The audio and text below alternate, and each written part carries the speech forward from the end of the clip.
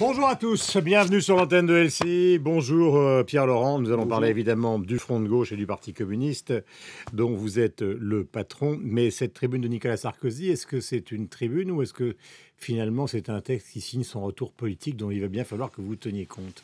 Bon, c'est les deux, mais bon, sur le fond de la tribune, je note que bon, si on écoute Manuel Valls à Barcelone hier, Nicolas Sarkozy dans sa tribune, ils veulent tous totalement changer l'Europe à 3 jours des élections. Bon, les mêmes qui ont signé tous les textes, tous les traités, qui sont les responsables de l'Europe actuelle. Donc il y a une espèce de je n'y suis pour rien, il faudrait tout changer, qui est quand même assez étonnant. Mais est-ce que vous considérez comme dirigeant politique de la gauche que maintenant il faut quand même se poser la question du cas Sarkozy, puisque de toute façon il va revenir via cette tribune? Il n'est jamais vraiment sorti de la vie politique, il est intervenu à intervalles réguliers. Est-ce que c'est un pas de plus? Est-ce que vous avez l'assentiment ce matin qu'il est candidat? En tout cas, il maintient à chaque fois très sérieusement l'hypothèse de son retour politique, c'est évident. Et vous en tirez quelle conclusion pour la gauche? Je crois que la gauche, elle a un défi qui a relevé, mais qui ne sera pas relevé par le gouvernement actuel. Donc c'est un défi qui s'adresse au Front de gauche, aux socialistes qui ne partagent pas l'orientation gouvernementale actuelle, aux écologistes. Il faut que nous travaillions ensemble à un nouveau projet de gauche. Ça n'est manifestement pas le gouvernement qui est en train d'envoyer la France dans le mur qui va permettre cette relève face à la droite qui, elle, reste très combative. Et la tribune de Nicolas Sarkozy le montre. Mais alors, ce projet de gauche, il consiste à quoi? À renfoncer la gauche du gouvernement? Parce que finalement, vous faites le jeu de Nicolas Sarkozy. Si lui dit et critique, même s'il ne le fait pas dans sa tribune d'ailleurs, la gestion du pouvoir actuel et sa politique concernant l'Europe, et que vous faites exactement le même type de travail, il y a peu de chances que Hollande et Valls s'en sortent. Non, mais le défi pour nous, c'est de parler du projet que nous avons. Il faut arrêter avec ces politiques d'austérité, organiser une relance sociale et industrielle qui ne s'organise pas. J'écoutais les informations juste avant qu'on parle ensemble.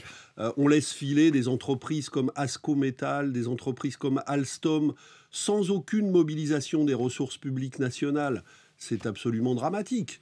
Et on laisse se vider de sa sève toute la politique industrielle française. Donc vous considérez que le gouvernement mené par Manuel Valls maintenant et par François Hollande depuis 2 ans, finalement c'est quoi? C'est un échec absolu pour vous? C'est un échec total, parce que justement, ils ont emprunté les mêmes voies que les politiques précédentes, en les amplifiant encore toujours. C'est d'ailleurs ce que propose Nicolas Sarkozy, qui parle d'un nouveau traité dans son texte. C'est assez peu discuté dans l'élection européenne, mais c'est exactement le projet d'Angela Merkel. Ils veulent un nouveau traité qui va sanctuariser encore davantage les politiques de rentabilité, de compétitivité, ils veulent inscrire dans les nouveaux traités les politiques qui sont menées actuellement par la Troïka. Ils veulent surtout renforcer l'axe franco-allemand. Oui, mais ils veulent le renforcer pour pouvoir faire dominer les sols politiques des grands groupes allemands ou français sur toutes les politiques nationales de l'ensemble des pays. Donc ça, on voit bien que c'est une machine qui est destructrice au niveau de l'Europe en matière d'emploi. Parce que Nicolas Sarkozy parle de mettre des nouveaux barbelés face à l'immigration, sauf que les mêmes font voter des directives, par exemple sur les travailleurs détachés, qui encouragent le recours à des travailleurs sous-payés. Donc en vérité, c'est pas l'immigré qu'ils ont dans le collimateur, c'est le niveau des salaires en Europe. Mais Michel Sapin avait obtenu quand même des décisions européennes concernant justement les travailleurs importés, si l'on peut dire.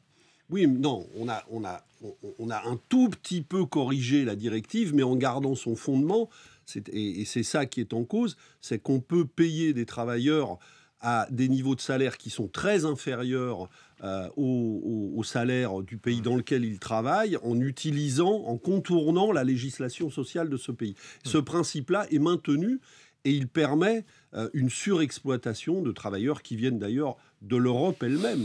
Alors, beaucoup de questions, à commencer par celle-ci. Où en sont vos relations avec Jean-Luc Mélenchon? Écoutez, j'étais en meeting avec lui à Toulouse il y a 2 jours. Nous menons la campagne. Moi, lui est candidat dans le Sud-Ouest. Moi, je fais un peu le tour de France pour être dans toutes les circonscriptions. Le Front de gauche... Il paraît que vous avez eu des discussions quasi meurtrières.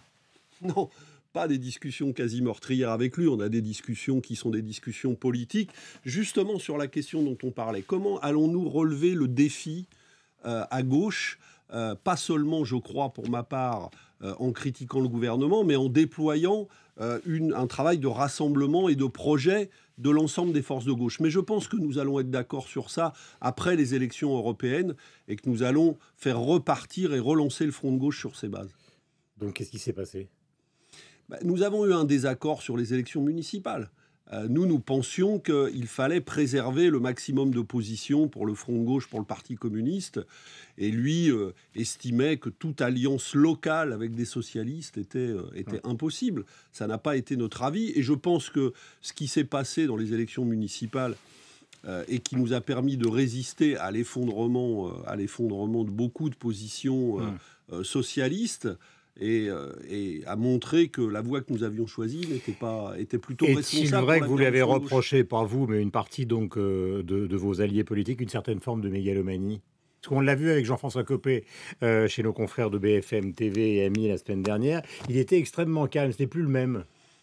Et je crois qu'effectivement, il est calme, comme vous dites. En tout cas, il a envie de donner, que nous donnions ensemble, je crois. Est-ce que vous lui avez dit que cet aspect, comment peut-on dire, grande gueule, provocateur, hostile à la presse, légèrement mégalomaniaque, c'est pas moi qui parle. Est-ce que vous considérez que ça a joué un rôle négatif pour le Front de gauche ? J'ai dit à un moment donné, et ça a fait un peu de polémique entre nous, mais que l'invective ne pouvait pas être une forme très efficace dans la situation. Voilà, je le pense toujours.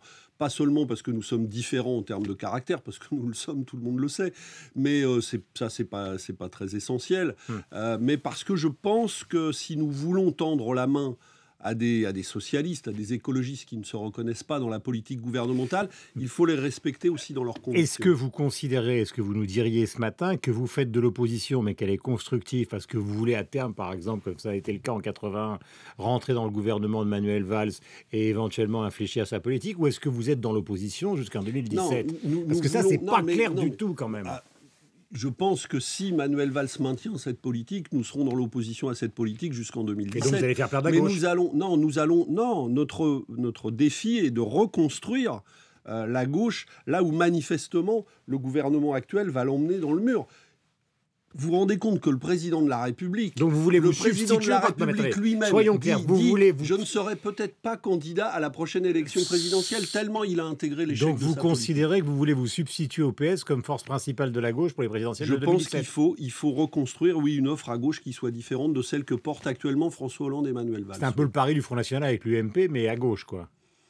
C'est une comparaison qui ne sera pas la mienne, mais ça revient même. Effectivement, il faut que nous prenions le relais, parce que sinon, François Hollande et Manuel Valls vont emmener l'ensemble de la gauche dans le mur, oui. Donc et c'est ce qui est en train de se passer, malheureusement, on risque de le voir. C'est donc ce que vous considérez comme une sorte d'acte de décès du Parti Socialiste version Hollande, quoi. Mais je le disais à l'instant, lui-même a intégré l'échec, puisqu'il est en train de dire, il est président de la République depuis 2 ans, il dit « je risque de ne pas pouvoir me présenter à la prochaine élection présidentielle si ma politique contre le chômage échoue ». Or, tous les résultats montrent tous les jours qu'elle échoue.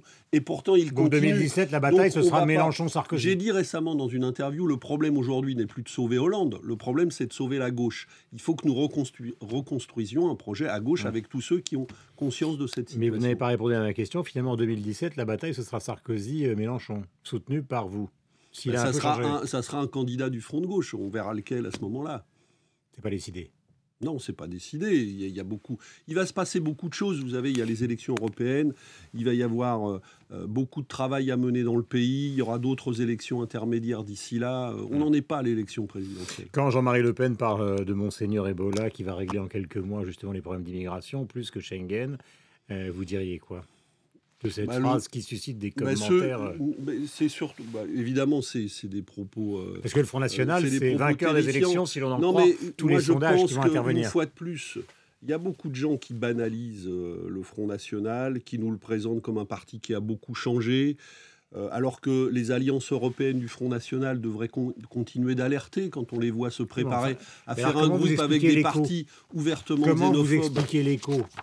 Comment vous expliquez que ce discours est un discours qui a un retentissement chez les Français ? Parce que l'exaspération est maximum, parce que le sentiment de trahison par ceux qui sont responsables politiques est très grand, parce qu'en période de crise, la tentation du repli et de la xénophobie existe, et nous le savons, et que si on ne porte pas suffisamment un projet de solidarité, eh bien on peut encourager cela. Et la tribune de Nicolas Sarkozy en remet une couche sur la question de l'immigration. Et au lieu de combattre le Front National, elle va à nouveau le favoriser. On voit bien que le fantôme de Patrick Buisson n'a pas quitté la pensée de Nicolas Sarkozy.